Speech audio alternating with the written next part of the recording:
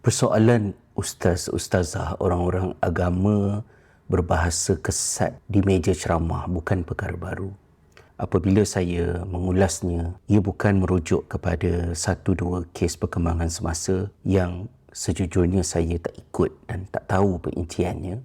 Tapi ia adalah perkara yang sama diulang-ulang sekurang-kurangnya semenjak 10 tahun yang lalu. Sungguh menghairankan apabila orang-orang agama berusaha keras untuk menjustifikasikan bahasa kasar dan kesat yang diguna pakai dalam ceramah dengan alasan ini adalah bahasa biasa di daerah di mana kami berada, di negeri di mana kami berasal, kerana tradisi keilmuan ulama-ulama kita di tanah Melayu, di Nusantara bukan perkara baru. Tapi dulu-dulu kita tak jumpa masyaikh-masyaikh, tok-tok guru kita menggunakan bahasa-bahasa demikian dalam ucapan ataupun tulisan mereka, kerana kita tak ada rakaman daripada 100 tahun sudah. Tapi mereka tidak menggunakan bahasa-bahasa kesat ketika menyampaikan agama. Jika mereka menggunakan bahasa-bahasa itu ketika berbual sesama ahli keluarga dengan halaqah di mana mereka berada, itu perkara lain.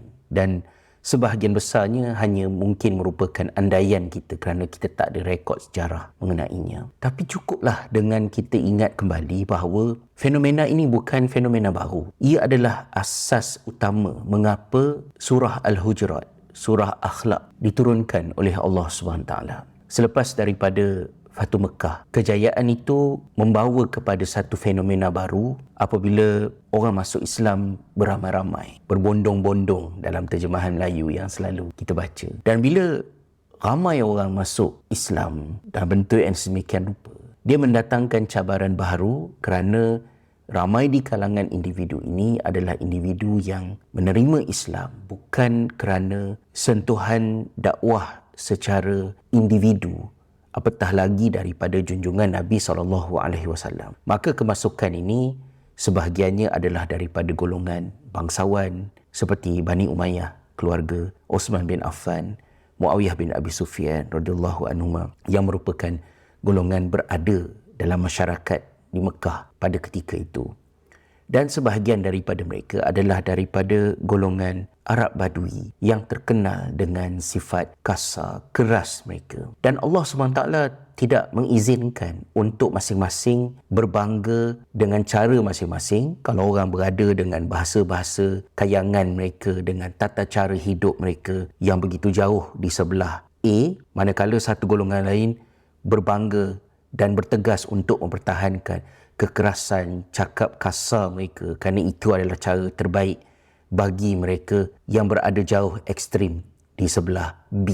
Allah SWT meletakkan satu standard yang seimbang di antara A dengan B ni tadi, dan kita nampak perinciannya melalui asbabun nuzul dan juga asbabul wurud, sebab-sebab mengapa turunnya ayat-ayat surah Al-Hujurat, dan juga ungkapan-ungkapan daripada Nabi SAW. Misalnya, Al-Aqra' bin Habis, salah seorang daripada tokoh penting daripada kelompok Arab Badui, yang memanggil Nabi SAW dengan cara yang kesat, yang tidak selayaknya diguna pakai. Dan tata kelola apabila beliau mempersoalkan tindakan Nabi SAW mencium kanak-kanak, sedangkan dia ada 10 anak dan dia tak pernah cium. Kita kena ingat bahawa orang boleh sombong dengan kebangsawanan, tetapi orang juga boleh sombong dengan kekasaran, kemiskinan, elemen-elemen marhain kalau boleh diguna pakai. Sebab itu dalam syurga dan dalam neraka, ada orang miskin masuk syurga, ada orang miskin masuk neraka. Ada orang kaya masuk syurga, ada orang kaya masuk neraka. Kerana kemiskinan atau kekayaan, dua-dua adalah ujian. Dan Allah tidak mengizinkan untuk orang kaya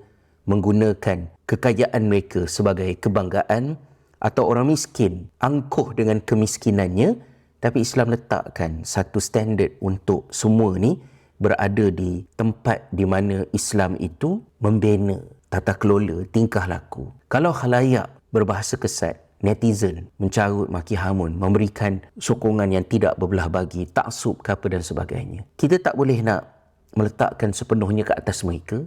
Mereka tu pun kita tak boleh nak point siapa dia. Tapi peranan yang perlu dimainkan adalah tokoh sendiri, agamawan sendiri. Sesuatu yang mungkin orang tak faham, bahawa bila kita duduk di meja ceramah, ia satu ujian yang besar. Mungkin di peringkat amatur orang kata, oh ini geng-geng ustaz sampul. Sebab orang tu nakkan kepada kedudukan dia tu berdasarkan kepada lumayannya sagu hati yang diberikan dalam sampul tadi. Tapi at one stage, that is no longer the interest. Bukan itu yang menarik perhatian, yang menyebabkan orang-orang agama nak duduk di meja ceramah. Tetapi ada sesuatu yang mendatangkan lebih kepuasan kepada diri masing-masing, iaitu sokongan daripada orang ramai. Kalau kita buat lawak, 400 orang gelak, dia punya feeling dia, Masya Allah. Kalau kita cakap satu benda yang betul, berpuluh-puluh orang, beratus orang mengangguk, bersetuju dengan benda yang kita cakap. Saya yakin ramai yang tak pernah kenal dan tak ingat ataupun dah lupa dah tentang siapa saya. Siapa dia ni nak cakap tentang hal ini. Tapi serba sedikit sekurang-kurangnya,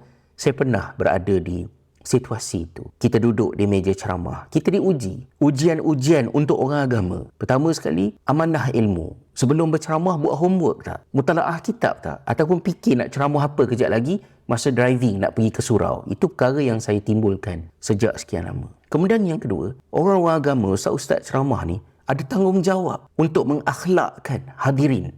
Antaranya adalah dengan menjaga tutur kata, bahasa dan tidak endorse benda-benda salah. Walaupun benda salah itu menguntungkan kita. Bila saya tulis buku pertama aku terima nikahnya tahun 2008 dulu.